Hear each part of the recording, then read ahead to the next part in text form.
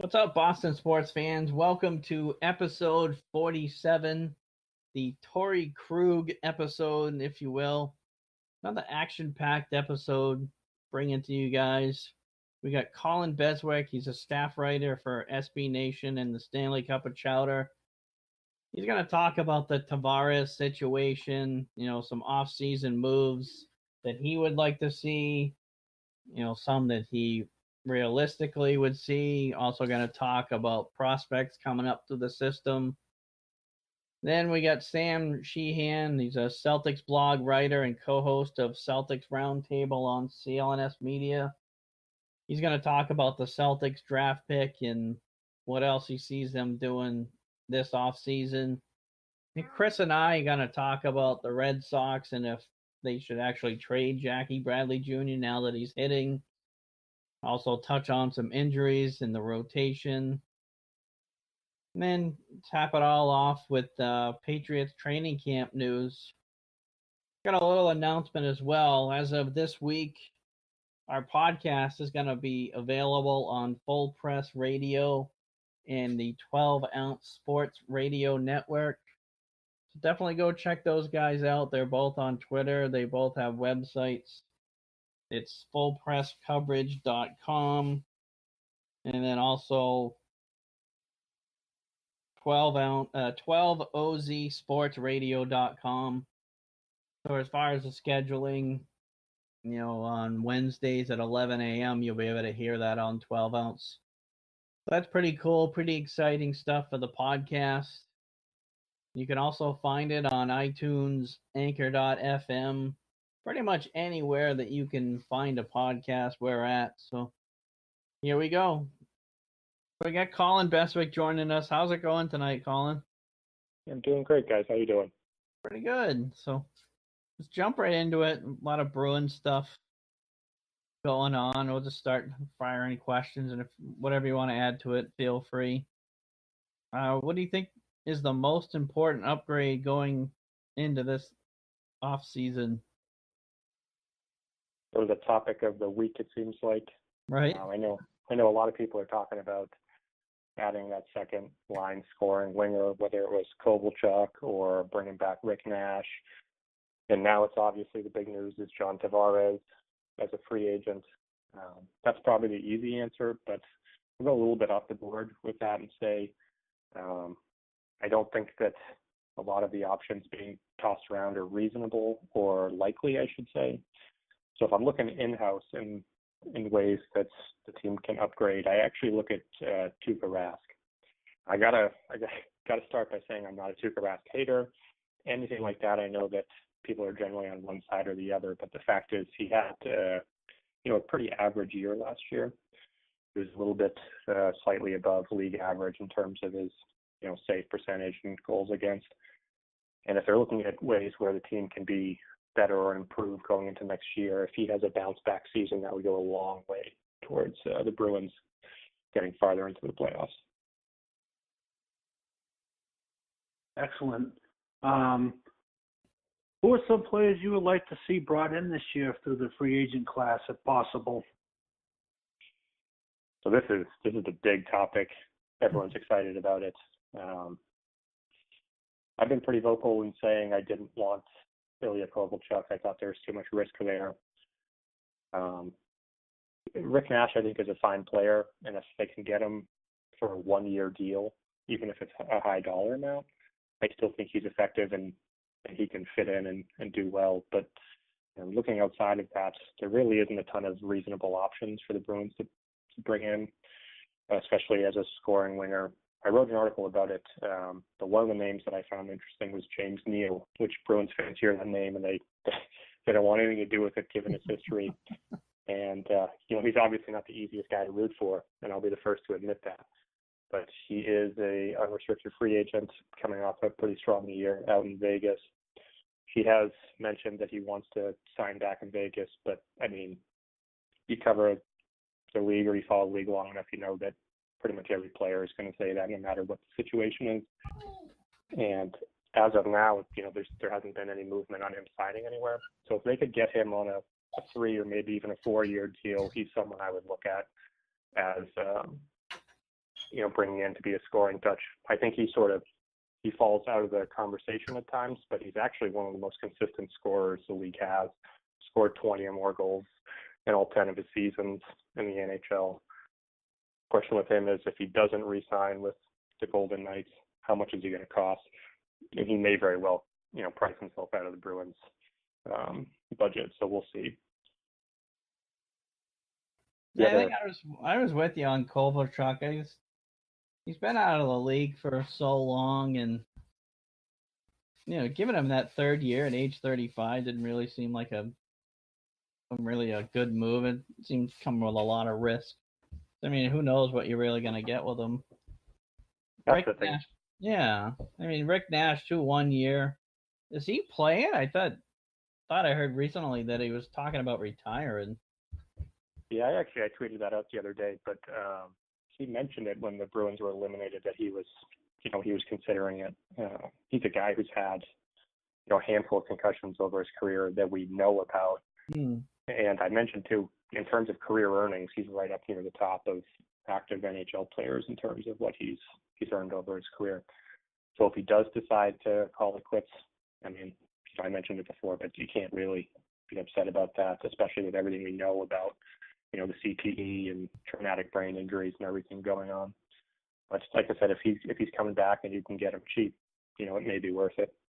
If I'm going off the board, the name that I really want to happen, but I don't think will ever happen, is actually Nino Niederreiter out in Minnesota. A few people have reported, including Russo from The Athletic, that Minnesota is looking to package him with Tyler Ennis in a salary dump.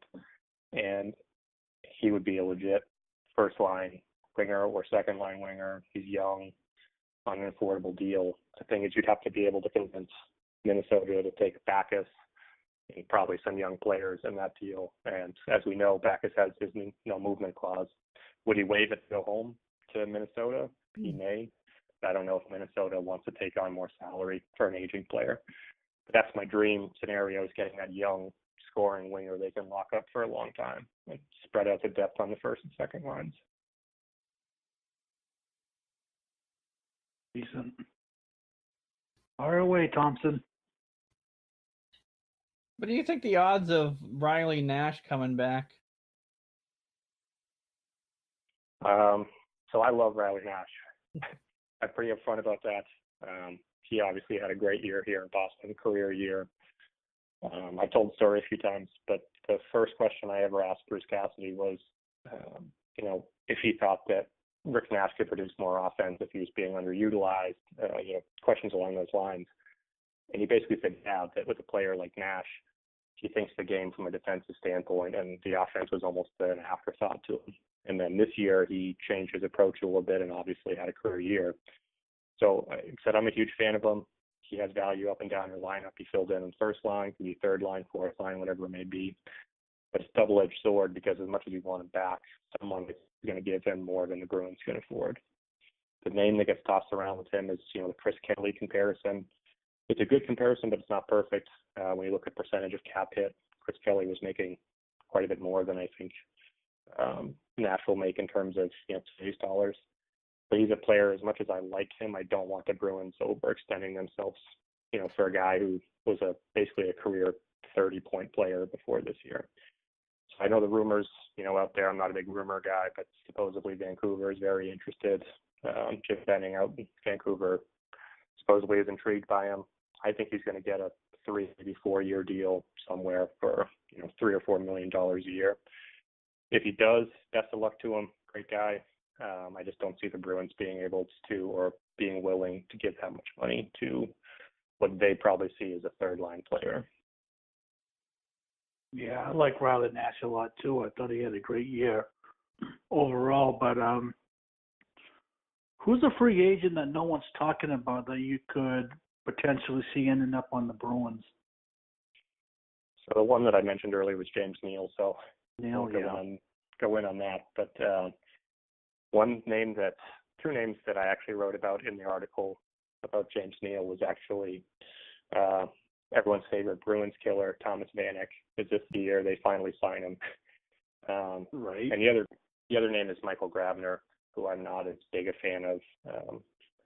Mark Diver from the Providence mentioned the Bruins are interested in him earlier today, and I wouldn't be surprised. But to me, Grabner is really a third-line player at best. I don't know if he really moves the needle. So if the Bruins are looking to get a little bit of a scoring touch and not just rely on their young players, I could see them going after Vanek on a 1 or 2 year deal for cheap. Seems like he's been rumored to be coming to the Bruins for the last half decade. Might be the year they actually sign him, so that'll be interesting. Well, they ought to just sign him and just put him in the seats for that way they don't come back and haunt him all the time. Boy, he's a wicked Bruins kill. It's crazy. I don't mind Vanek. I mean, right? I mean, how much you think realistically he could bring at his age and at this point? He's an interesting one because he's obviously bounced around the league seemingly every year. So I think if he gets a deal for more than a year, it's going to be 2 years. In terms of how much per year, he's obviously going to be well below, your Neals or your Stasnys or anyone like that. It's tough to say. I would think, you're looking at 3 or 4 million maybe per year for someone like him, maybe even less. Don't know what the market is for him, so it'll be interesting to see where he lands. But like I said, he doesn't stick around with teams for very long. So no, it's pretty much become almost like a journeyman at this point. Pretty much. I mean, he's still effective. He still can score. As we all know, he's not exactly a well-rounded player, but he can definitely score. If that's all they're looking for, he might be a veteran they bring in to score for them. Yeah, it might not be a bad idea. Thompson? Yeah, that's a good one. What player in Providence do you think has the best chance to crack the big club this year? All right, so I got to pump one of the players I enjoy watching the most, Tires, a little bit. And for me, it might be a little bit of wishful thinking, but I'd really love to see Solaric get some ice time up with the big club.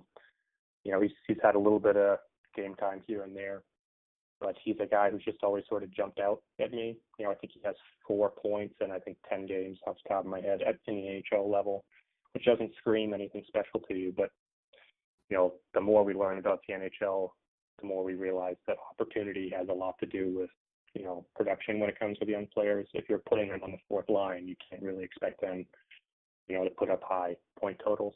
He's got some decent size. He's got some speed. He's got good hands. I think if you give him the right opportunity, if you put him next to Krejci, you may be surprised at just how skilled he turns out to be. I mean, injuries have been a big story with him, so obviously he has to stay healthy, but he's who I'm really pulling for in terms of who I think the most logical player to see ice time at the NHL level is probably JFK. I know that the organization is really high on him. They've taken their time developing him so we can learn the pro game, in all 3 areas. But I would be pretty surprised if he is in one of the very first call-ups if they need a forward, or particularly a center if someone goes down or whatever the case may be. Yeah, I like him as a player too. So now we get to what's that? It's always tough with young players to project who they are. Even the people who are real experts, it's tough to say. I know, like I said, the organization's high on him. I think he's going to be a good player.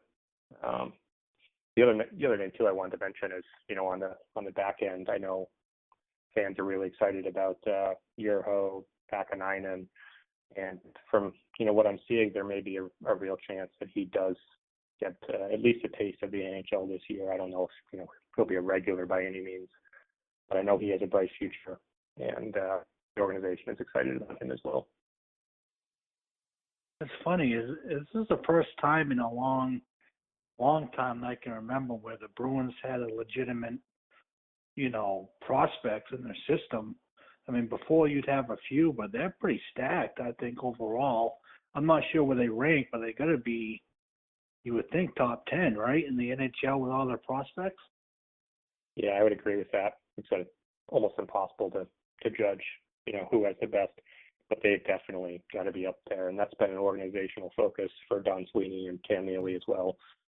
To sort of reset the stockpile with their players. I mean, it's a good problem to have. You sort of can't have too many good players, but the competition, once we get into the true training camp, is definitely going to be maybe the best it's been in a long time, to your point. Definitely. Well, now we'll jump into the big question that everyone, I'm sure, wants to hear. The one, all this Tavares talk. Well, you're pretty much on record saying you don't think he's going to sign with the Bruins.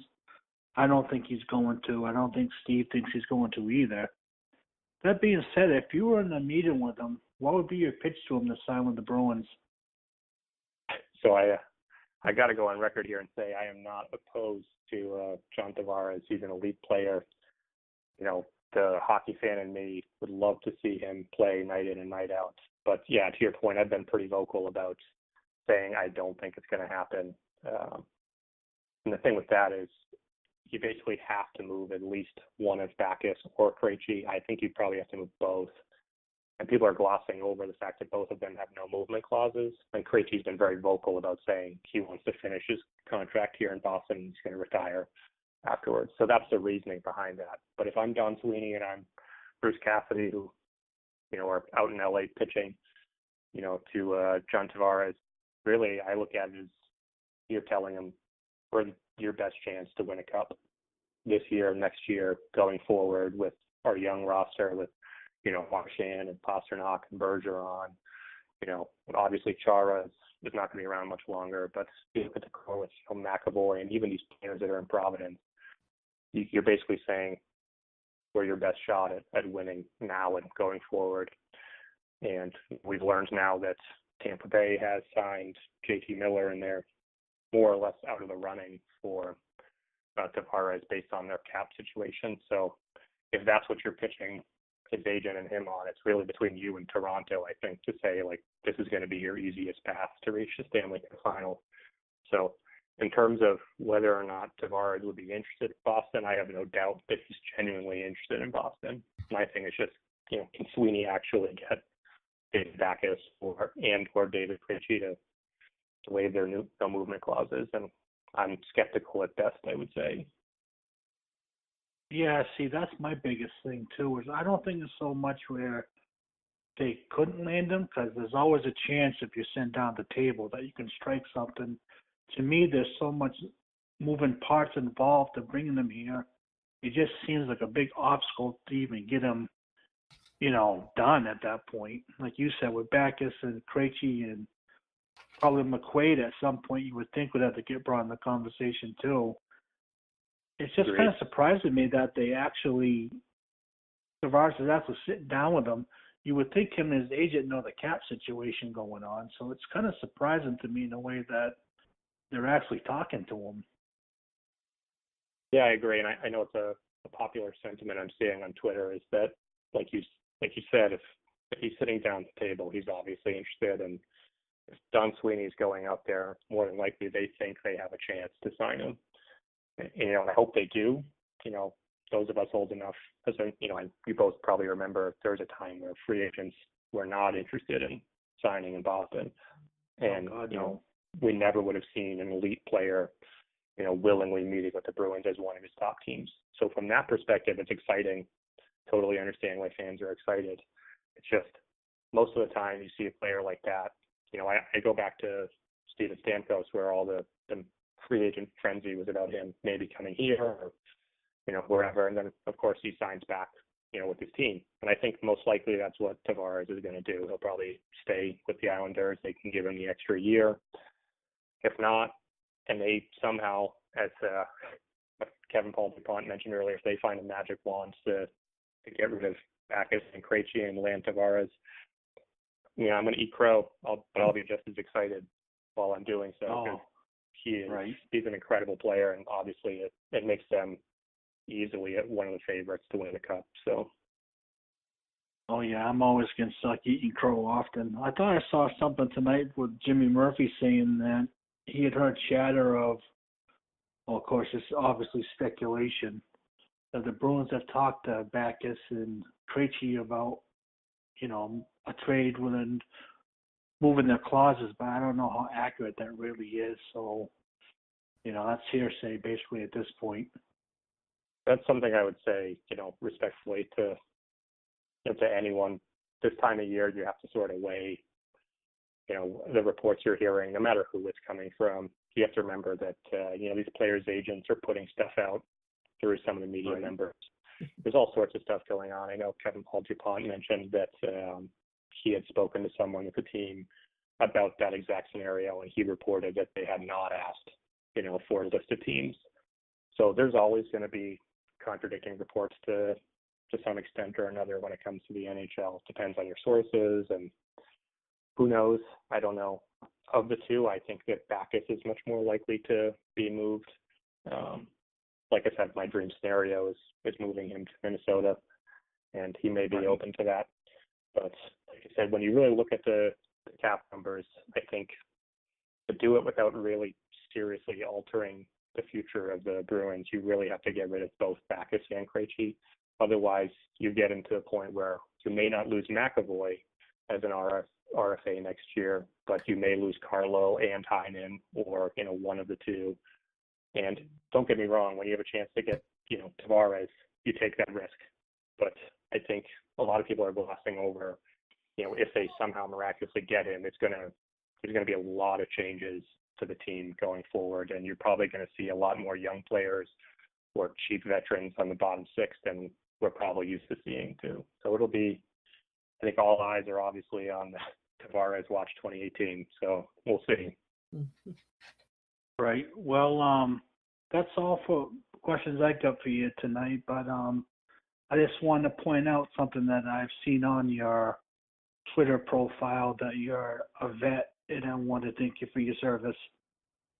I am. I spent time in the Army, did a deployment to Iraq, what feels like a million years ago. I appreciate the support. Thanks. Austin, you got anything else? Nah, I mean, as far as like Tavares, like the fan in me wants him to come here. How could you not? Probably like everybody else, but and I don't know. I just like logically, you think Sweeney would have something planned out if he's going, out to LA to meet with the guy. But I mean, I'm not really plugged in like a lot of people. But I don't know. I mean, I hope it happens. And like you said, if it does happen, hopefully they don't screw themselves in years to come trying to, re-sign some of the good young players. Yeah, I've seen that quite a few places, and my colleague Chris sort of put it the best way I've seen is that I think you're probably right. I think most people are probably right that, Don and Cam have some semblance of a plan that they think would work. But the other thing is you're not going to say no if you get the chance to sit down and sort of pick his agent's mind, and, you can get intel from that. They probably would do it even if they didn't think they could do it. You're not going to say no to it. But in general, I agree that if they're flying out there and putting all the effort in, they at least think there's some pathway to Tavares landing here. Cool. Great. So where can everyone find you on social media? So you can find me on Twitter at @CBeswick. Beswick is BESWICK. You can also obviously follow along at our website, StanleyCupOfChowder.com. Their Twitter is @CupOfChowder, AH at the end. That's where most of my stuff is. And I'm always tweeting about hockey and the Bruins, so there's always something to talk about. Yeah, awesome. Just for everyone who listens to this, check him out. Colin's good. Appreciate you guys having me on too. Really enjoyed it. Absolutely. Have a good night. Welcome back. Yeah, definitely. You too. Thanks, guys. You're welcome. Have a good one. Wow, good. Well, that's pretty informative, huh? Yeah, absolutely. It's funny. It's like every time, we get another guest on, the bar keeps going up and up and up. Yeah. That was really, interesting stuff. Like, a lot of times people sit there and think just because they cover people like a particular team, not even just Boston, but in general, that they're in the locker room, whatever the case may be, that they know everything. Well, just because you're in the locker room doesn't mean people are talking to you. Right. So, I mean, you have to look at it like that, too. Yeah, like Colin some great points. Colin, he said, too, you have agents feeding you information. Might not always be accurate. Right. So it's like a game of spin the bottle, so to speak. Like, where's this player going to land in this city and for how much? Right. And the agents everyone has an agenda, from the general managers to the players' agents. Oh, no doubt. Yeah. So it's going to be very interesting. I mean, they got, no matter the shot that they have, whether it be a favorite, which I don't think they are, to just a small chance of actually signing him, you're at the table. That's all you could ask for at this point. Yeah, that's it's very similar to how the Celtics have been going the last couple of years with free agents. It started with Durant, them having a seat at the table with him, getting Horford, getting Hayward. Who knows what the heck they're gonna talk to this summer? But we'll save that for later when our next guest comes on. But right, it's pretty cool, if somehow Sweeney pulls it off, man. Oh, huge. If he can pull it off, that would be huge going forward. Yeah, I mean, because he hasn't really been good with free agents. He's been A+ with the draft. I mean, there's probably there's probably not another GM in the league that's better than him in the draft. So. But he's done really good. I mean, yeah, that's been his bread and butter, is the draft. No question about it. Look at the players compared to when Chiarelli was here compared to when Don took over. Mm-hmm. Night and day. And see, that I think the Bruins did Sweeney justice by not giving in to the popular sentiment that was going around, where everyone and their brother was pissed off at Bruins front office, because you know how we are around here. We get frustrated easily. Oh, yeah. They stayed the course, and now you're slowly starting to see, the fruits of the labor that they put into this whole system that they developed. And it's night and day, the Chiarelli regime to what you have now with Sweeney. Oh, yeah. No movement, Chiarelli. Yeah. I mean, and you wonder how much of it is Neely, too, backing off, or how much his hands are involved with the whole situation. Yeah, I think he's kind of stepped off a little bit. I mean, he doesn't do many interviews or anything anymore. He's definitely out of the spotlight. Right. Smart move by him. Yeah, I mean, what was it, like, Jesus, a year or two ago, where I was like really off my rocker? We were doing our live shows. Yeah. And I'm sitting there, saying stuff about Cam Neely. Something's up, because I can send him to be Jesus Christ on skates. Right. Yeah. I mean, the man was my absolute hockey hero growing up, and to this day, he's still my favorite hockey player of all time. Easy. Oh, yeah. I mean, that's probably one of the ultimate guests right there. Oh, my God. I don't know if I'd be able to do it. Right. It'd be like several, ice packs, and you name it, a fan, an AC just to cool me off. Yeah. Because I would be freaking right out. So any of our listeners, if you know Cam or know how to get a hold of him, get him in touch with us on Twitter at Steve the Hood Pod. Steve Hood Pod on Twitter. We'll make it happen. Yeah, we'll personally erect a statue of you when you're on it. You get that done.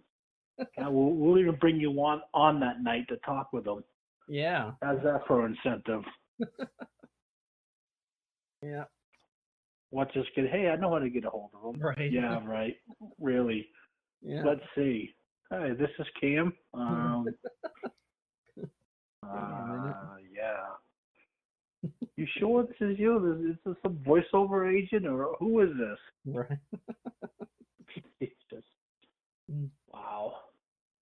All right, moving along. Yeah, so touch on the Red Sox a little bit. The little Hanley situation. What a bizarre situation. It's crazy, wasn't it? Late last week it was brought out there that, he was potentially involved in like this big drug ring and all sorts of like other stuff that now kind of seems to be nonsense that wasn't verified, and he's in the Dominican just kind of chilling out. He says it's his decision not to play. So, I'm glad that he wasn't involved, personally, just because he wasn't really getting it done anymore in baseball. You don't want to see anything like that happen to somebody like that. But no, we've had enough of, this illegal activity. I'm not even going to get into the guy's name, but you know exactly what I'm talking about. Yeah. In the area, we don't need another one of those. No. Propping up again. I mean, it started out where they thought it was something even worse than that, and then Right. it just kind of snowballed. It's like, something like that is just crazy. You hear this like, wow, really?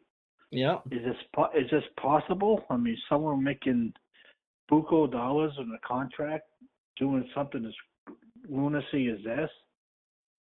Luckily, it wasn't. But let me ask you this, because I'll tell you what I think after him saying that the reason he's not playing is because he chooses not to. Do you believe that?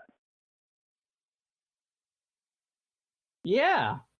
Actually, I do, because he's getting paid. He's getting paid the rest of those $22 million, I think it is, this year. I mean, would he want to go play somebody for the league minimum?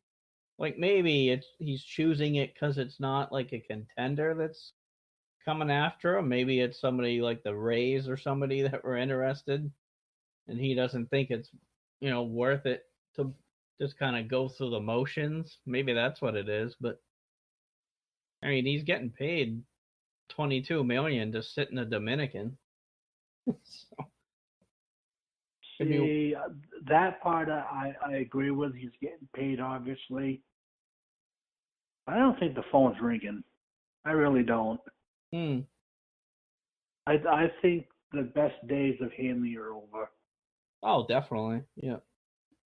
So, to me, it's kind of like one of those shots towards the Red Sox where, well, it don't matter. I'm still going to get paid anyway, so I'm just going to do my own thing. But I do not believe. I really, honestly, do not believe his phone's been blowing up. And to touch a little bit further, there's been, reports now coming out where this had been rumored weeks ago, and how no one in the Red Sox organization knew about it. I don't believe that for a second. To me, someone had to have known, and I wonder if other teams picked up on that, and that was an immediate red flag. Yeah, that's tough to say. It's the Red Sox. They haven't really been known as trustworthy all the time, so it very well could have been known. He wasn't hitting. They were thinking about sitting him down a few times a week to play, Moreland and company. He's going to become a headache, and then maybe they got wind of this situation, and they were like, that's enough. Right. So it's a big PR machine, the Red Sox are. Oh, yeah. Yeah. And that's been their bread and butter since Henry and company came over. Yep. It's so crazy in the baseball right now. I mean, it's a two-team race, basically. It's going to be that way for the rest of the year. The Rays are 14 out? Yeah, they're way. The Orioles are like 20 plus out. I mean, it's going to be a fun summer with the Sox and the Yankees. I don't really think either team's going to pull away from each other. Yeah, they're virtually tied, right? But I think the Yankees have 2 games that they have to make up to catch the Sox, and yeah, I think they're up like a game. Or I think it's a game at this point. What's going to suck for the Yankees or the Sox is they could potentially just keep at this ridiculous clip that they're at now. They could potentially play a one-game wild card. Hypothetically, both teams win over 100 games, have a bad out, and you're gone to a team with 90 wins, say, hypothetically speaking. Yep. Is not a kick in the face. Yeah, that's possible too, because they've shown, in games that they can just go ice cold as far as like hitting goes. Right. I mean, they have obvious upgrades they got to do. They got to figure out second base, and that's the one glaring thing. Wright's now on a 10-day disabled list. Pomerantz is throwing a bullpen session, I believe, and he still has to do a rehab, so he's not really all too close to coming back. So that stings a little bit. I mean, they got to get it together. They're winning, but there's holes in that lineup. Oh, big time. Yep. I mean, it would be a scary thought to see exactly where this team would be fully healthy. You know what I mean? Yeah, definitely. And like you said, they got to do something with the bottom of the lineup. We talked about it last week. Right. Like if they just kind of stand pat and hope for the best, so to speak, I'm not gonna be happy. No. I mean, baseball is such a grind in general where everything's got to break right, and in any sport that is, not just baseball, but where it's so long, you're going to have lulls, and you're going to have a time where the bottom of the order is doing its job and the top's not, and the top's producing and the bottom is and the middle's not. It's a really finicky game, and I don't know how you are about baseball. I know you're a fan and everything else, obviously, but we never really talked about the structure of the game.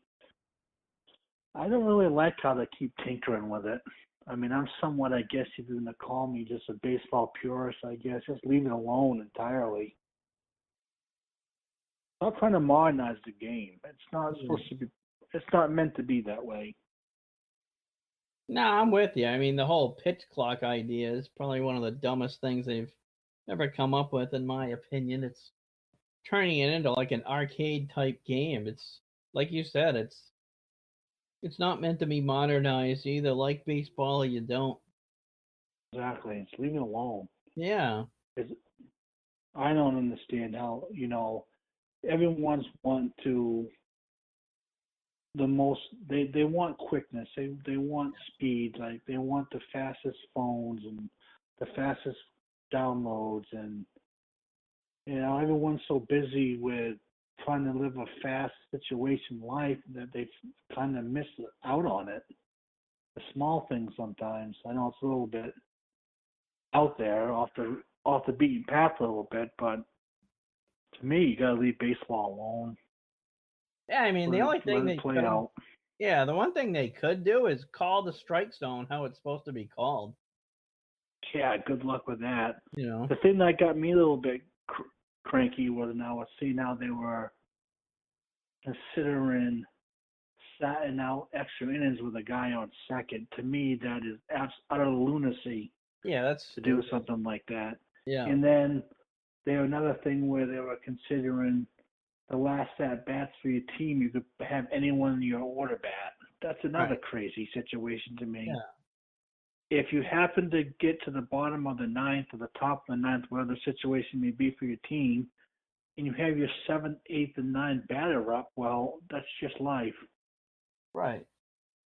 That's just the way it goes. You're unlucky, but you should have been playing better along the way. Obviously, you run into a good pitcher, whatever the case may be, and that's just the way it breaks sometimes. Oh, absolutely. Yeah. Maybe you should play better for the first 8 innings. Right. Right. Why reward a team for being behind? Exactly. That's my point. Isn't it crazy? Yeah. It's just, I don't know. I just like to keep things the way they are. Yeah, or if you're down by more than 4 runs in the bottom of the ninth, you only get 1 out instead of 3. Right. It's like, what? It's nuts, isn't it? Yeah, just stop messing with it. Like, I hate, too, how, like, the NFL keeps messing with crap. Yeah, definitely. You know, they're just as bad. Like, the whole stupid catch rule and everything else. Right. You know, they're messing with it just for, like, fantasy football purposes. Crazy, isn't it?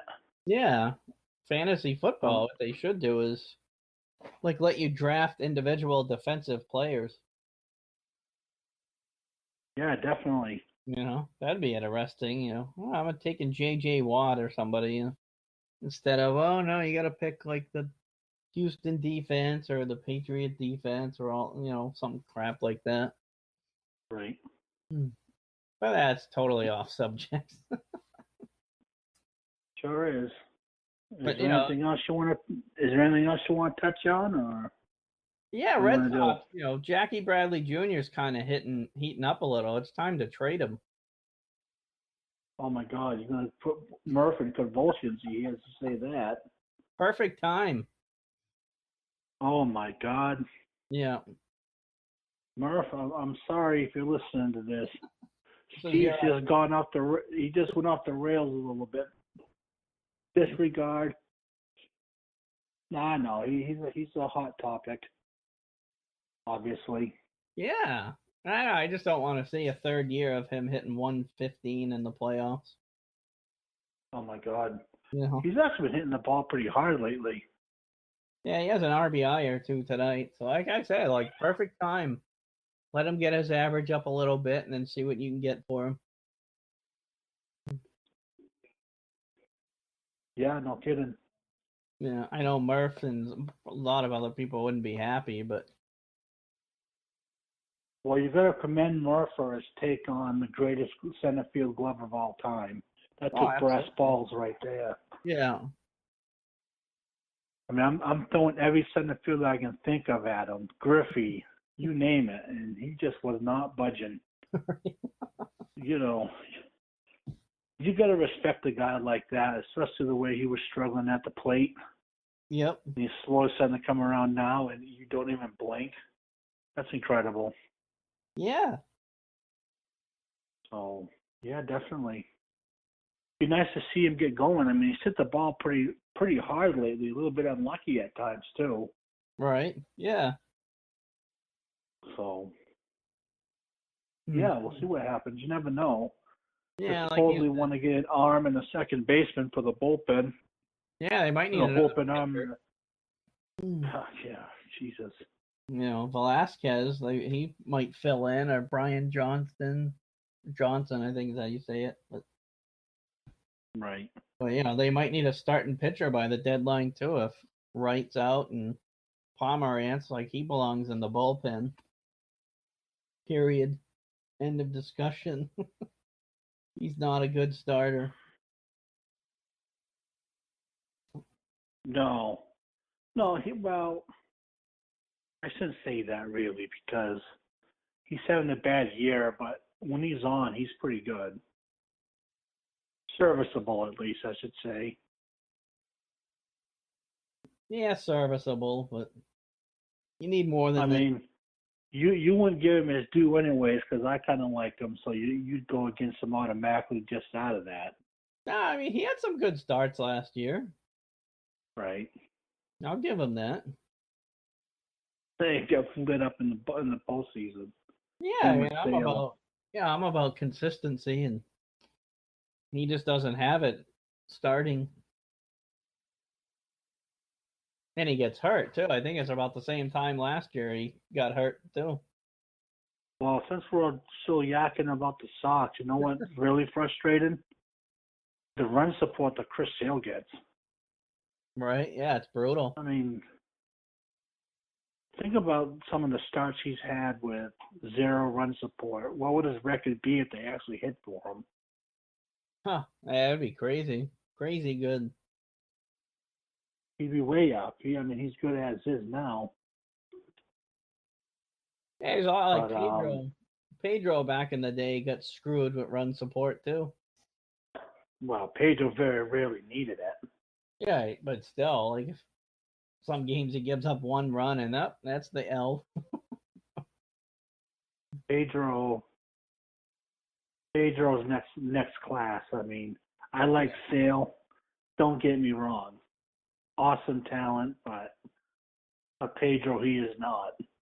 Yeah, I don't think Any stretch of the imagination. Yeah. I saw an article where they thought that Chris Sale was this era's Randy Johnson, and that's a stretch too. Oh, agreed. Yeah. Yeah, like Randy and Pedro were, almost once in a lifetime type pitchers. Oh, crazy good.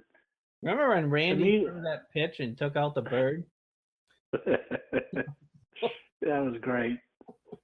Out of nowhere, too. The bird just got pulverized. Oh, yeah. Yeah, that was ridiculous. All you saw was feathers. Yep. That was, for me in my lifetime, Randy Johnson's the best left-handed pitcher I've ever seen. Easy. Yeah, no argument for me. Him, and then probably number 2 would be Glavine, probably. Which is interesting because they're night and day people. Big Unit had the power, the fastball, the nasty slider, and Glavine was all about nibbling at the plate.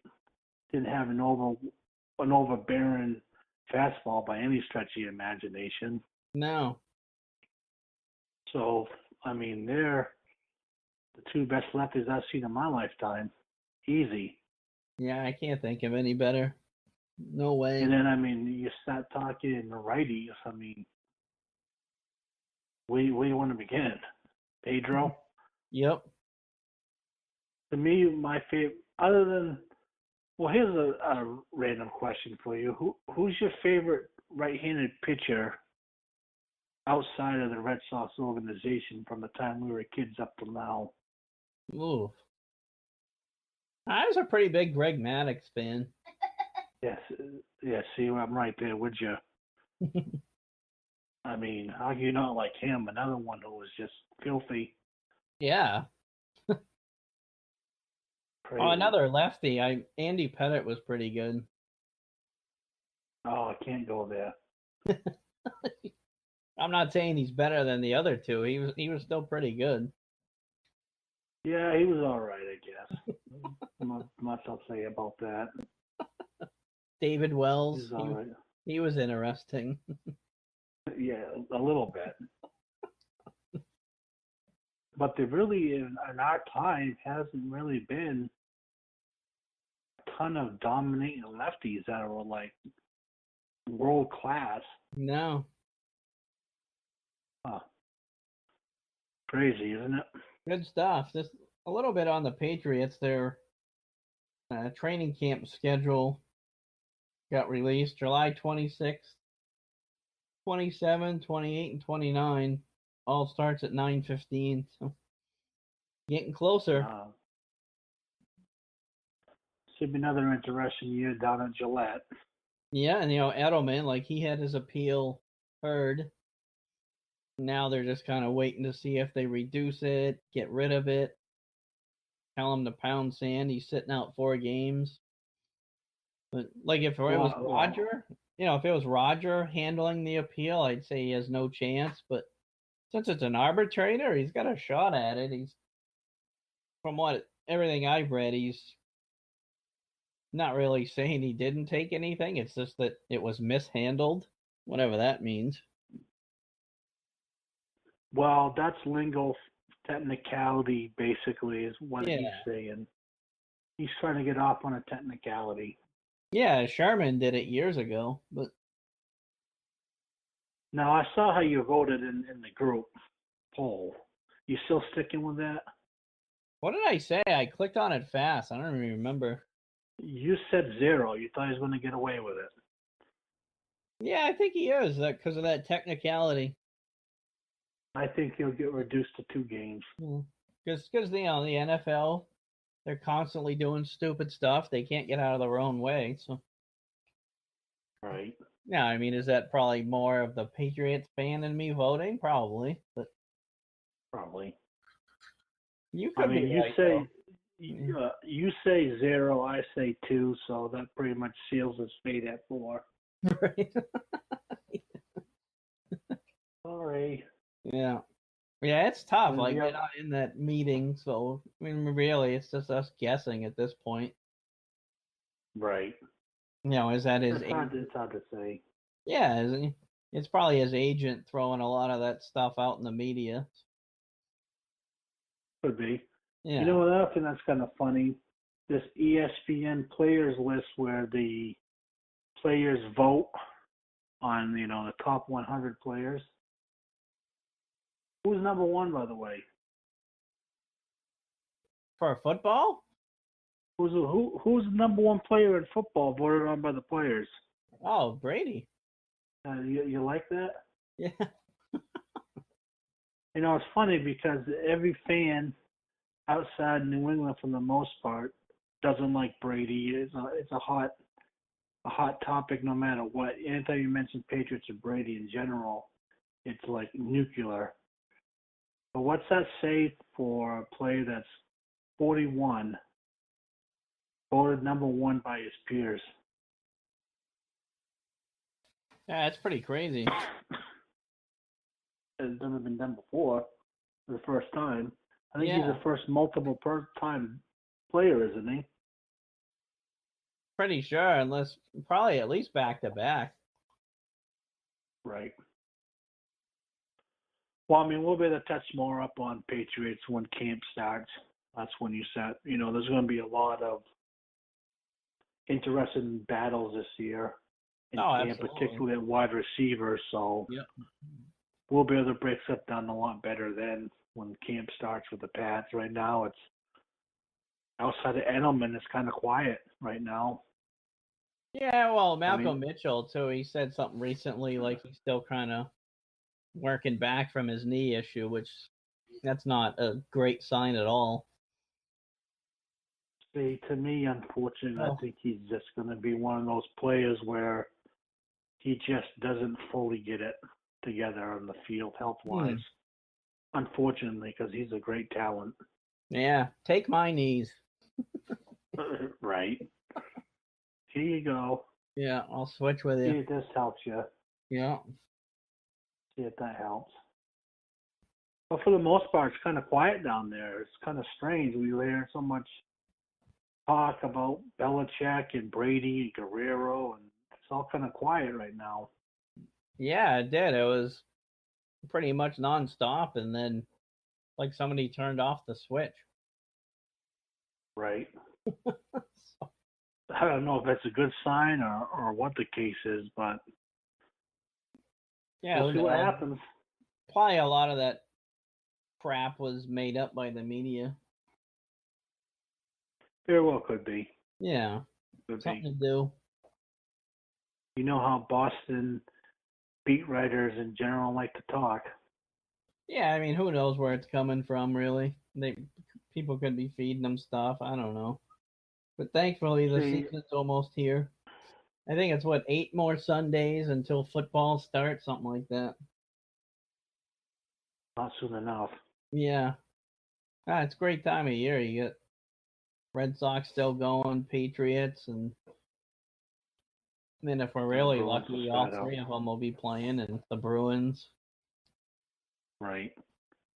But it's pretty much all I got until the next guest comes on. Yep, sounds good. All right, cool. You want to take a quick break and come back with Sam? Sounds good. All right, sounds good. We'll be back. Now we got Sam Sheehan on with us. How's it going tonight? I'm hanging in there, gentlemen. I'm feeling strong. I'm feeling like I could dunk. I feel like I went to Texas A&M. I feel like my name is Robert Williams. Feeling very thick and jacked. Nice. Block shots. I block shots. I screen. I didn't miss this call though. So that is one thing. I'm not a perfect replica of Robert Williams at this point, but I'm working on it. Well, that's a good segue into it. How do you feel about the pick? I'm feeling pretty good about it. I mean, I think that, you take a look at Robert Williams, kind of a guy who coming into the coming into the draft was considered a lottery talent. This is a guy who probably almost certainly would have been in the lottery if he hadn't chosen to, gone back to school last year. So instead, he kind of finds himself on this draft night. This was a time when there were a lot of, good young bigs at the top of the lottery, but not that many sort of in the middle. And he was kind of considered to be like the big second tier prize for anyone who was kind of looking for a big man. So I really didn't think it was at all realistic to expect him to sort of drop as far as he did. And yet here he went. The Lakers took Mo Wagner from or Wagner. I'm not sure exactly how you say it, from Michigan ahead of him, and Williams fell to them. There was some whispers about maybe some knee injury concerns. Doesn't look like that's gonna. Either that was not true or he'll. But it sounds like he's going to be ready to go for summer league, and there are some personality concerns which may have sort of reared their head already with him sort of not being around for his first sort of press conference call for the Celtics. Missed that. So it seems like it was maybe a late night. I mean, what are you going to do? You're a college kid. You're celebrating. I sleep through a couple of things. So I think it's a really good high upside pick for the Celtics, especially given where they selected him, because kind of at the end of the first round, you're just looking for any guy who can kind of make the rotation, and I think that Robert Williams could definitely be just that.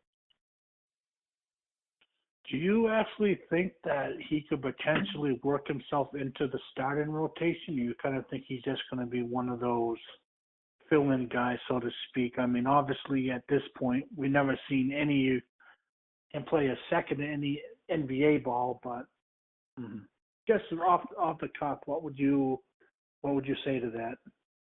I think it's definitely, I think it's certainly possible. I mean, the way that he projects, you watch him at Texas A&M, and he's one of these hyper-athletic, dunking kind of fives. We've seen guys like that in the league do really well. I mean, DeAndre Jordan with the Clippers, more recently Clint Capella with the Rockets.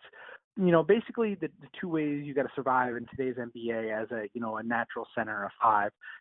You've either got to be able to shoot and stretch the floor and be very skilled. Kind of guys like Nikola Jokic, Al Horford, some of these other guys who would just really bring a lot to the table.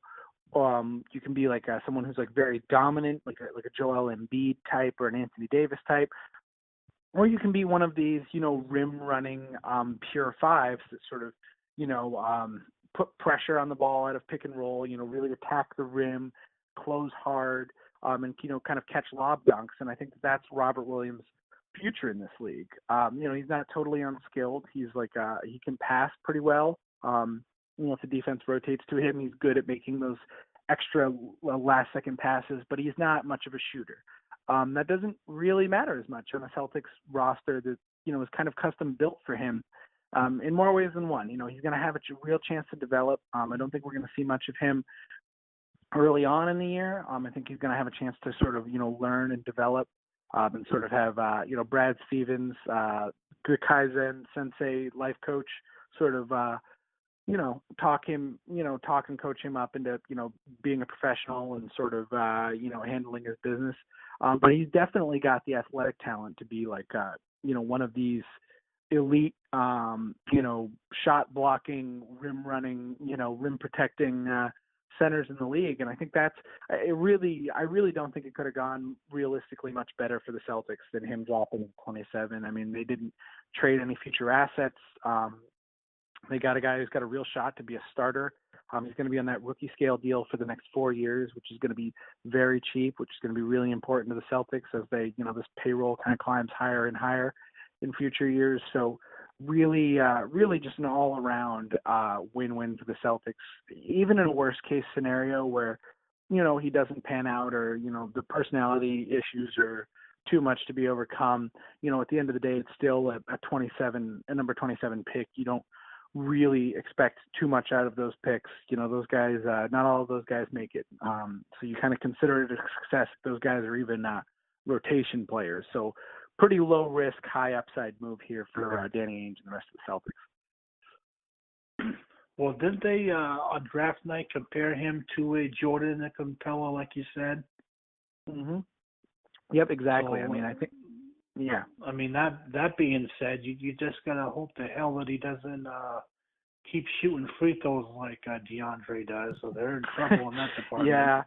Well, I got bad news. He is like a 45% free throw shooter or something like that in college. So the shooting is not there. That said, you don't need a high shooting percentage to dunk. So he does have that going for him. But and his shot's not totally broken. He could learn to shoot, but that's definitely not something that's in his toolbox right now. So that would probably, affect his ability to be on the late in games.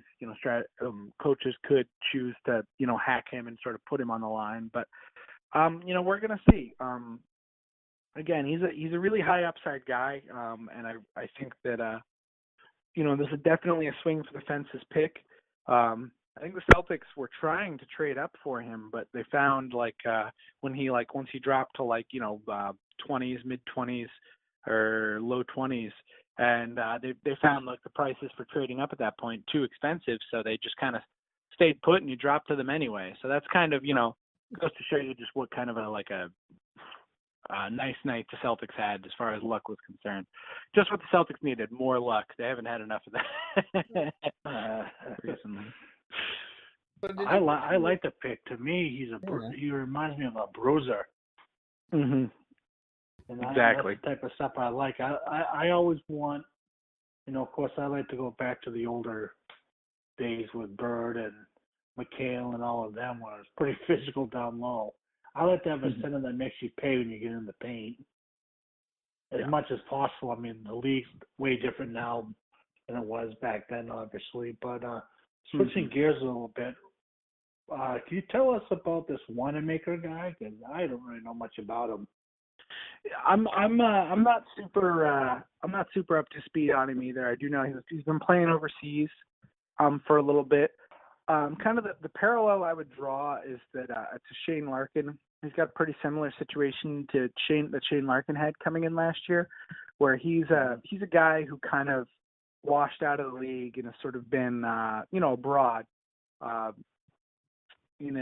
playing international ball, and now he's sort of left some money on the table with these international clubs to kind of come back to the NBA and try and make it here. Shane Larkin did something pretty similar. I think his role is going to be, sort of the ball handler wing type. He's definitely going to bolster the deep bench on the wing while being a minimum guy. I think this is the kind of the thing the Celtics were looking for here was, just to get a little bit more deep bench help from, some of these international guys and to kind of strike while the iron was hot, here before free agency, when you can kind of get some of these guys on deals before other teams have figured out what exactly their needs are going to be, at the start of July. So the Celtics sort of get what they clearly consider one of the better international talents out there, like a guy who's done well on the international market and would be available for, these minimum style deals. So they get someone cheap to sort of fill out the end of their bench. I wouldn't be surprised if, it ended up that, if they needed to put Abdel Nader into some sort of deal or, they aren't able to re-sign Jabari Bird to, kind of a big league deal after his 2-way deal last year. I wouldn't be surprised to see Wanamaker sort of being the de facto replacement for, some of those guys on the deep bench. I don't really expect him to be much of a part of the Celtics beyond that, unless they had, pretty similar serious injury concerns to last year. But he's, sort of a, typical guard, big guard, small wing that can sort of handle the ball and sort of take care of things, just sort of create an extra ball handler on the roster that can, just in case, things don't pan out as much with Marcus Smart here, sort of heading into free agency. Interesting. You going to chime in here, Thompson? Or are you sleeping on us? No, I'm here. You just kind of led into the question. What do you think's going to happen with Marcus Smart? So I see things. I see things a little bit differently. I know that Keith has said a couple of times in the various different places. I think you guys had Keith on before. He thinks the Celtics are sort of heading towards a qualifying option type of thing with Marcus Smart. I would be kind of surprised to see that. I think the Celtics and Marcus can sort of come to better terms than that. Because the big problem here for Marcus is that he's what's called a restricted free agent. So when you're a restricted free agent, other teams can offer you money, and they can offer you a contract and you can sign it, and it's called an offer sheet at that point. And your team, the other team that you are, would be leaving, has the option over a 2-day span to match that offer sheet, and then that contract just becomes a contract, that they own, and then you stay with that team. So a lot of times teams don't really like to go after guys in restricted free agency unless they're kind of the top of the top, because if you do sort of go after someone in restricted free agency, the team has 2 days to match, that deal, and you can kind of be caught in limbo there. You can't use your money. You can't sign anybody else for that money that you had promised this guy, because you've got to see what's going to happen with this offer sheet. And things, can kind of move fast in restricted free agency. And a lot of times, if it's you've got to be kind of signing them to a toxic deal to get the other team to not match. So a lot of teams, it's a pretty inefficient way to go about things. You usually get younger players. You can usually get better players, but it's just not very likely that you're going to, walk away from them unless you're giving them a contract that the other team is not going to want to match. So, in the instance of Marcus Smart, it's tough out there right now in the, sort of in NBA free agency. There's not a lot of teams that have cap space right now because everybody signed a lot of big deals when the salary cap had a big spike in revenue when 2016 when they changed around the TV deals. So now not a lot of teams have space, and I think that teams would probably more inclined to use their space on other free agents, like a LeBron James or a Paul George, like a or maybe to target somebody like Jabari Parker or Yusuf Nurkic.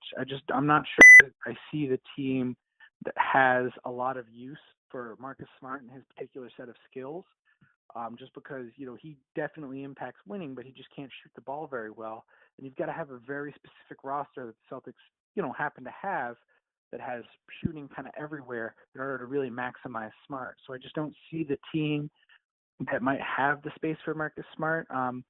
Dallas maybe could be a possible fit, or Orlando could be a possible fit. I'm not sure if Atlanta would want to do anything with him, but those are kind of the only teams that I really see being an option. And I'm not sure that those teams wouldn't have, more important, higher priority targets than that, maybe like a Boogie Cousins or, some of these other top level free agents. So if I'm the Celtics, I sort of stand pat and see.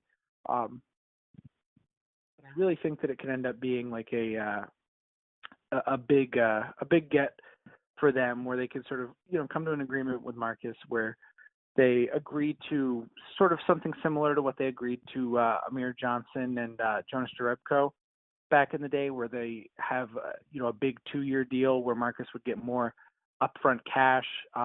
Would be a fully non-guaranteed year, so that to give the team a little bit more flexibility. So that's what they'd get, and then Marcus gets to go right back on the market as an unrestricted free agent in 1 or 2 years' time, where he could get a much bigger contract just because he doesn't, that he would be unrestricted. So all those matching things wouldn't come into play, and teams would probably be more willing to give him a a bigger offer than he would get in that restricted free agency. So there's a lot going on there. I sort of see it as a way that there could be something really interesting there as far as, coming together and sort of compromising with each other on a higher, single season pay, but maybe not as long, to give the Celtics some flexibility and maybe create some salary for them to, send out in trades, maybe like a Kawhi Leonard trade or an Anthony Davis trade later on down the line if those things appear. Speaking of Kawhi, where do you feel he's going to end up? I mean, give us 3 teams that you feel are the actual front runner right now for him. You can include the Spurs if you want to. Yeah, I think the most likely team for him right now is the Spurs. They can kind of do what many people sort of think that the Cavs should have done with Kyrie last year, and just sort of, dare him. They could offer him the Supermax, which is a huge contract if they so choose. That's a lot of money for Kawhi to turn down. He won't get that money back if he goes to another team. And it's more than we are typically talking about, because the Spurs actually drafted him, and he hit certain criteria to qualify for an immediate sort of 35 or 30%. I can't remember which one of the cap. I think it's 35% of the cap, which is significantly more money than he could make anywhere else. The Spurs do kind of hold the cards. I don't think they're going to be dealing him for a nothing trade.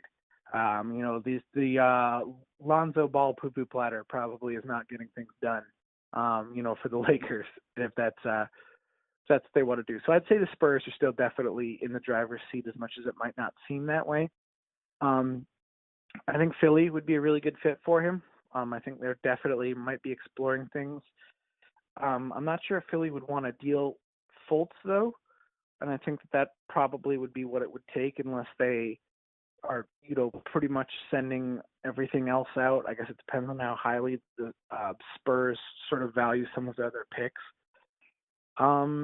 They did just get a really good pick on draft night in the 2021. I think the Lakers, it doesn't behoove them much to trade, to really break the bank, trade for Kawhi, unless LeBron and Paul George end up there, or otherwise something like that. They're already got the super team. I don't think it makes much sense for them to pay a lot just to get Kawhi when they could wait a year and possibly get him, basically for free by just signing him, because it sounds like that's where he wants to go. So I think those are all really interesting. One team I think is kind of a dark horse is the Houston Rockets. I don't think that they would deal Kawhi sort of in the division like that, or in the conference, but sort of for the same reasons that LeBron James might want to go to the Rockets to win. The Rockets, if they wanted to put together, a whole bunch of firsts and maybe send back like Eric Gordon and PJ Tucker and some of these other pieces, they could definitely, sort of get Kawhi in on their team and immediately make themselves like a real problem for the Warriors in the West. So I think that they're a pretty intriguing destination, just because they are so close and they do have so much to gain from sort of trading for someone like that. The only thing about that is I don't think the Spurs are going to be very interested in creating a super team in their own division. Right. Yeah, I mean, there was always talk, maybe Boston was linked to him, but it feels like now when any star is available, Boston's somehow linked to him in some capacity. Mm-hmm. So I guess we'll see.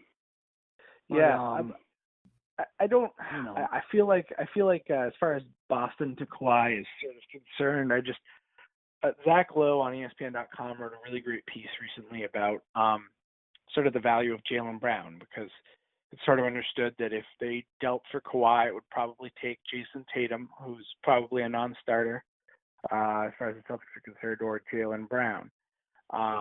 And there was a really interesting compare and contrast about Jaylen Brown, do you stick with the cheaper guy who kind of is developing in an eerily similar pace to Kawhi Leonard? Like if you look at Kawhi Leonard's, box score stuff and, Jaylen Brown's box score stuff, there's a lot of similarities there. So, do you risk that, trading a guy who could develop into the guy that you're trading for, years in advance? I think a lot of fans would say, no, you take the surefire thing. I'm not so sure, given, some of their the Celtics money issues they're going to have later on down the line, and the fact that Kawhi is going to be an expiring contract and, might not, be back. He could bolt after a year, which is sort of the other big part of this. So really interesting to sort of think of the Celtics there. I think that they're probably more inclined to hold on to their, chips for Anthony Davis in the long run. That seems to be the big, I don't know how the hell to even word it. He's like the top prize that the Celtics have been clamoring over for God knows how long at this point. We're always hearing they want Davis. I would love to have Davis. Like anyone in their right mind would want to have him. But what do you think about the reports that you keep seeing that George is likely to stay put in Oklahoma City? Do you put any stock to that, or you think that's just agents talking to players or whatever the case may be? They could certainly pay him the most money. So that kind of makes sense for him, as far as, making sure that he's getting paid. The way the deals are structured, it could make sense for him to, if he does want to go anywhere, if LeBron James stays put or he doesn't see anywhere that really, fits his need, he might just wait for a second. A lot of these guys are trying to sort of unify and kind of create a big team. These guys want to win and they want to get paid. The two main things. And, I'm not sure he's going to, if LeBron James stays put or goes somewhere that doesn't have cap space, there's not really a team that's going to be able to just pay Paul George, much money that's going to be better than the situation that he's in. I know everyone likes to make fun of Carmelo Anthony and his big contract, and for good reason. But Russell Westbrook, for all of his flaws, is still like a very good player and a much better running mate than he'd have pretty much anywhere else. I mean, maybe Dallas might be an interesting fit for Paul George. I think definitely he'd be better.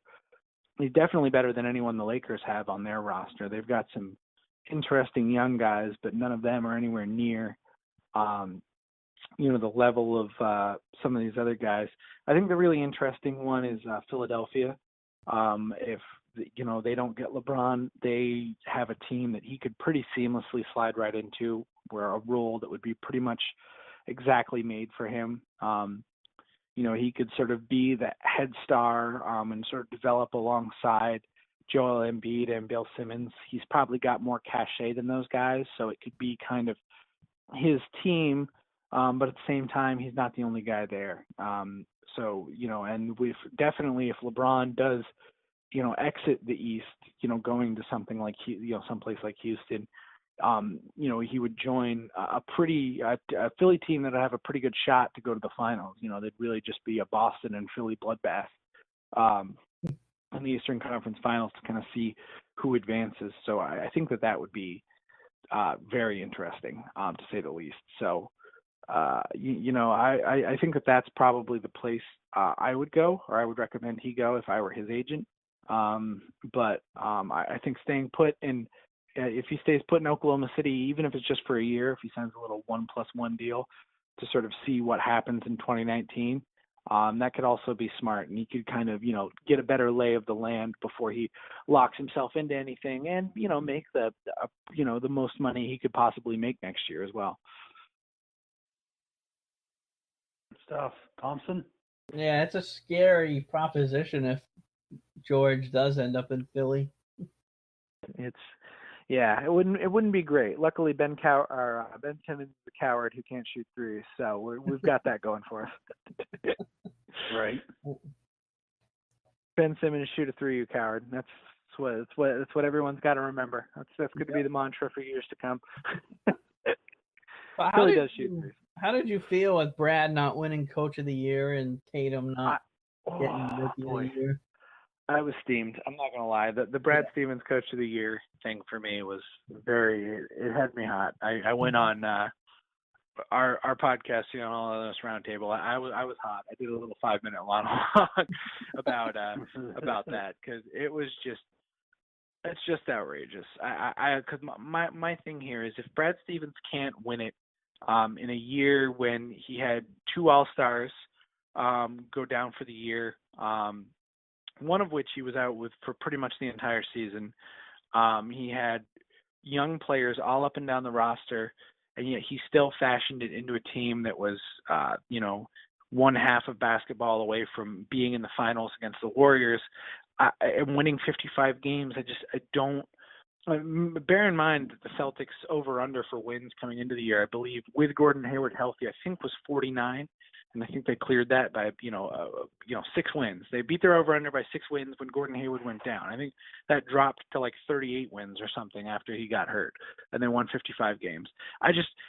It boggles the mind to me because I really don't see where Brad Stevens, like what he could possibly do that would top that. I feel like in the future he's going to kind of, if they win a lot of games, it's going to be kind of written off as the weakness of the East. And it just sort of feels like we're at this place where, he's sort of going to be kind of similar to LeBron, where, if a guy is really good for a long period of time, you sort of start measuring him against himself. Dwayne Casey was not a good coach for the past 2 or 3 years, and he got a lot of votes because of how much he improved. I think it's pretty, even giving Casey the biggest benefit of the doubt, I think it's pretty much a coin flip, which one of those guys you would take. So to see the overwhelming, win for Casey just sort of shows how narratively, this can get affected, sort of how nice a guy is, or, how, sort of circling the wagons around a guy who might get fired to sort of, help save that guy's job can sort of, affect some of these votes. So I was not pleased. I really don't see. I think if Brad Stevens wins in the future, it'll essentially be a makeup call for, I think he's already there. I think people already sort of understand that he's one of the better coaches in the league. But it's just, he's got to sort of, he's coaching against himself versus the other coaches. It's a very similar thing to how Greg Popovich is sort of handled, where he should probably win Coach of the Year every year. But, that's just not how it works. That wouldn't be any fun. So, you sort of get measured against, your own good performances. I bet if you took a poll with the players of the NBA, Brad Stevens would win Coach of the Year. Yeah. If you took Probably a poll with, yeah, I mean, I know if you took a poll of, inside the Evan Turner household, it would be a 100% approval rating because he got him. He basically helped him pull off a small robbery. That was a heist movie, basically, with Brad Stevens driving the van, sort of get Evan Turner into that Portland contract. So, big things, and you've seen it. We've seen now there's been enough of a track record of guys playing under Brad Stevens, going elsewhere. They improve so much in Boston, they leave, they kind of drop back to their old levels. We've seen it with like Avery Bradley. We've seen it with Isaiah Thomas. We've seen it with Jay Crowder. In Thomas's case, he was hurt, so there's a little bit of a benefit of the doubt there. But, Aaron Baines comes in and is outstanding. Just so many of these guys who, Evan Turner, sort of played themselves into bigger, better contracts in Boston and just haven't been able to perform the same way once they leave. It's, after a certain while, you just kind of acknowledge the pattern. Right. I see a lot of people saying how they want to trade for a big star, but to me, I don't kind of get that in a way because we still haven't seen what this team's capable of with a healthy Hayward. I mean, he's an all-star coming back, so you're essentially getting an all-star this offseason. So I don't understand how mindset sometimes. You have a team that was 24 minutes away from the Eastern Conference Finals, and you're adding 2 all-stars to it. I don't know. Exactly. It seems like let's let these guys play before we start going crazy about big trades. I will say the one kind of caveat to that is Anthony Davis really does have that like MVP type of sort of game changing potential, especially at the big position, and could really be I think if Anthony Davis is available, it's pretty hard to not do much about that. But, that said, we'll see what happens at Jason Tatum's sophomore year, Jaylen Brown's third year, because those guys have done nothing but improve, really since they got here to Boston. So who on the Celtics is pretty much untouchable for you? Jason Tatum's close. Yeah. Jason Tatum's pretty close. I'm not. Jaylen Brown is a tier lower, but is still. There aren't many guys I would trade Jaylen Brown for in the league either. I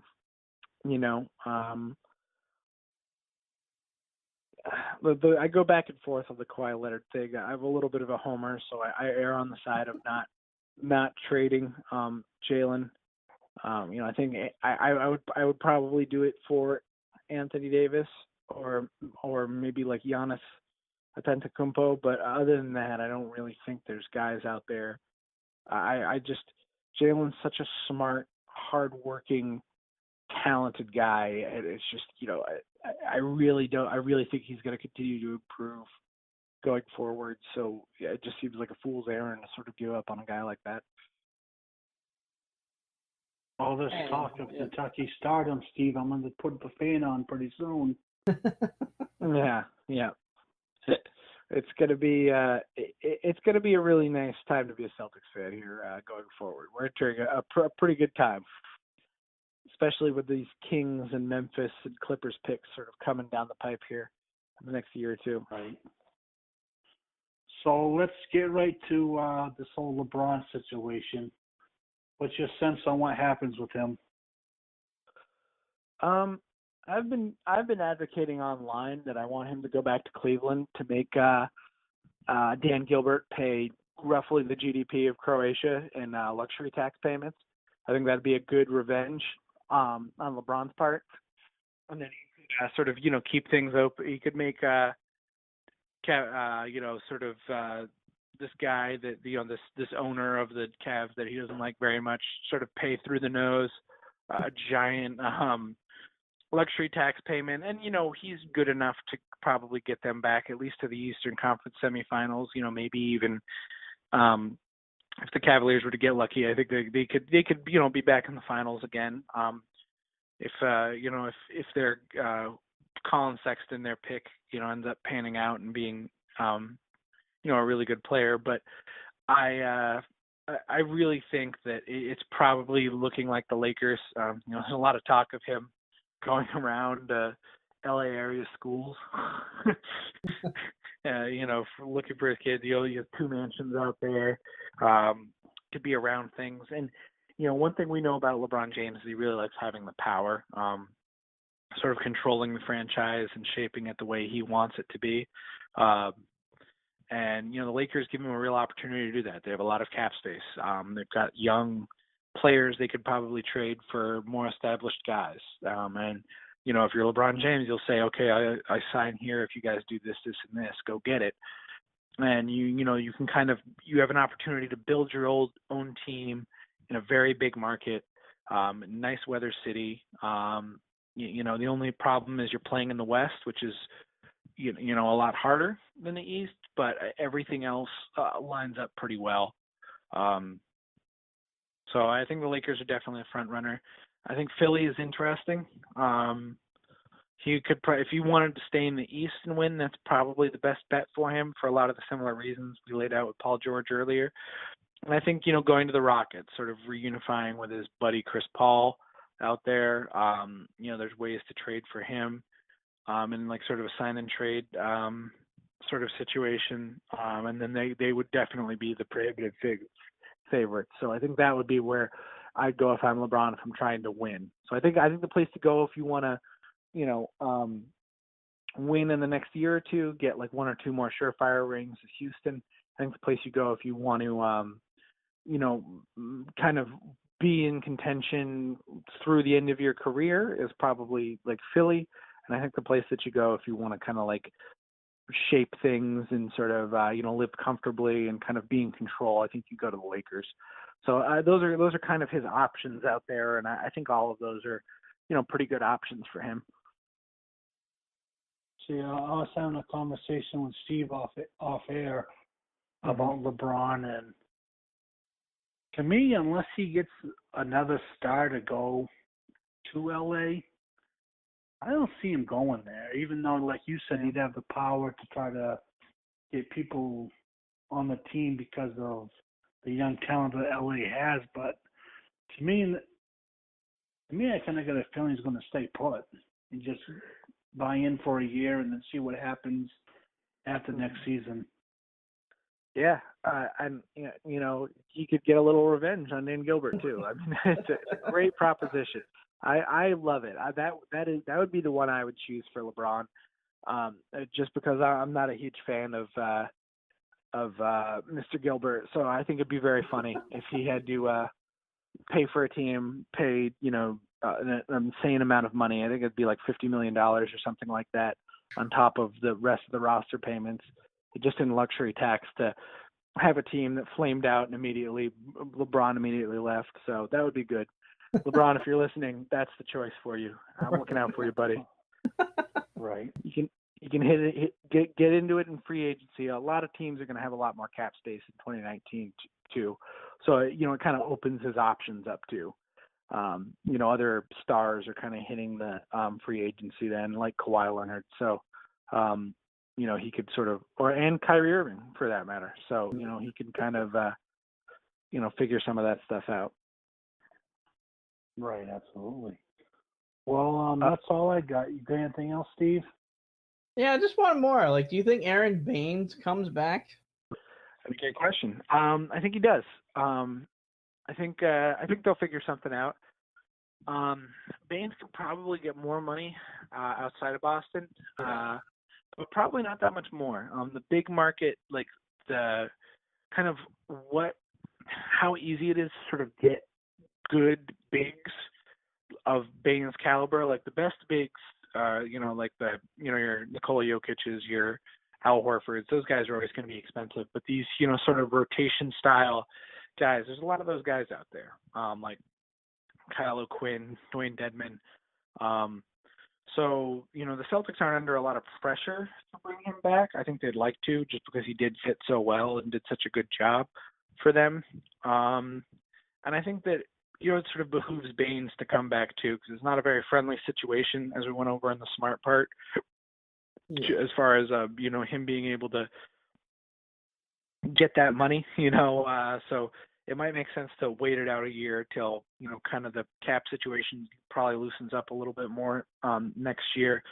Go back, have another good year with the Celtics, and then try and get, that bigger contract the following year. And I think that would work out best for all the parties involved. Sweet. Good stuff. Pretty much all I got. Right. So where can everyone find you on social media? You can follow me. I'm at Sam Sheehan, just my first and my last name, SHEEHAN, on Twitter. You can check me out on CelticsBlog. I'm getting ready to write a piece on Kyrie Irving here coming up. And if you could check us out on CLNS Roundtable. You follow our Twitter feed there, Celtics Roundtable, to sort of follow our podcast. Absolutely. Awesome. I'll catch you later on. Yeah, definitely Perfect. appreciate you coming on. Perfect. Thanks so much for having me, guys. I had a blast. You're welcome. Take it easy. Take it easy.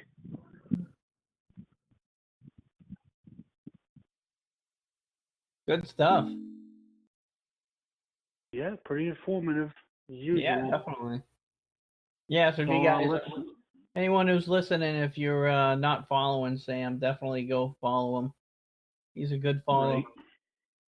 Colin as well. Definitely. So you want to wrap this up? Yeah, we'll wrap it up. So, as always, you can find us iTunes, Google Play, Anchor.fm. Check out our new website, www.diehardbostonsportsfans.com. We're going to start a blog on it. Also, there's a merch store on there already as well, so check it out. Give us some feedback. Again, tomorrow you can find us on 12-ounce Sports Radio and Full Press Radio.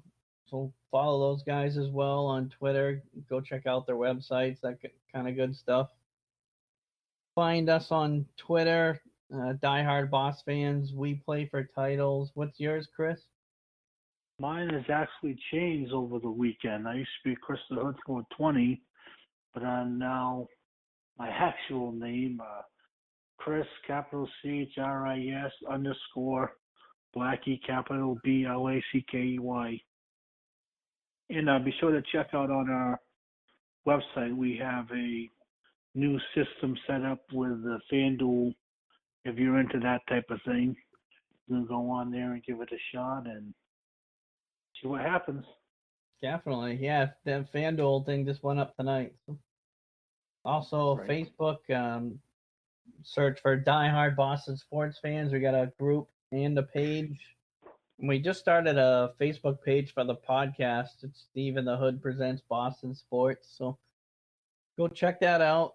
We'll be posting the new podcast episodes and give it a like while you're there. Share it. Definitely appreciate it. Well, thanks in advance for listening. Have a good one. See ya.